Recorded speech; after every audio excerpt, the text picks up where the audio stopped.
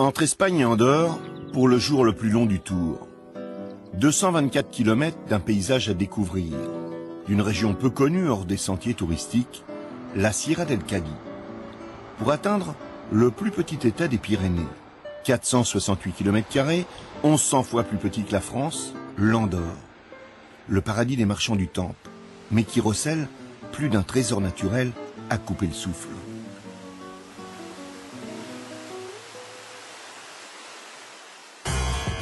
Les marchands du Temple, mais aussi les acheteurs, qui montent de France en file ininterrompue chaque week-end par le col de Puymorens. Car ici, voyez-vous, il n'y a ni taxe ni impôt.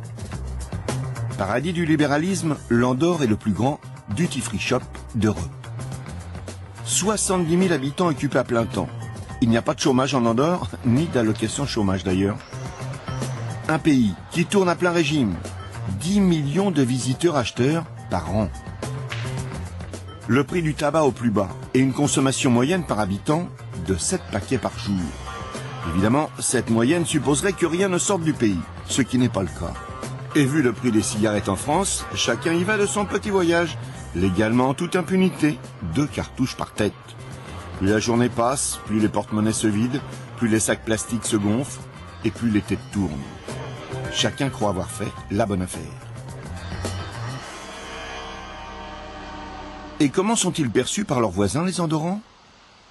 Oui, les Andorrans aussi, ils ont évolué. Avant, ils étaient éleveurs de brebis. Aujourd'hui, ils sont éleveurs de caddies. Ils font aujourd'hui des chariots, mais c'est beaucoup plus rentable. Reprenons un peu de hauteur pour rejoindre le terme de l'étape, la station d'Arcalis à 2220 mètres d'altitude. La plus haute arrivée du Tour 2009. Arcalis, symbole de la deuxième richesse du pays, l'or blanc. Une station à visage humain que l'on atteint après une ascension de 10 km sur une pente de près de 7%. Un cirque immense, 26 km de piste, pas un seul hôtel, une nature vierge au milieu d'une multitude de sources de vie. Andorre, c'est aussi ça, et là surtout, croyez-moi, ça vaut le détour.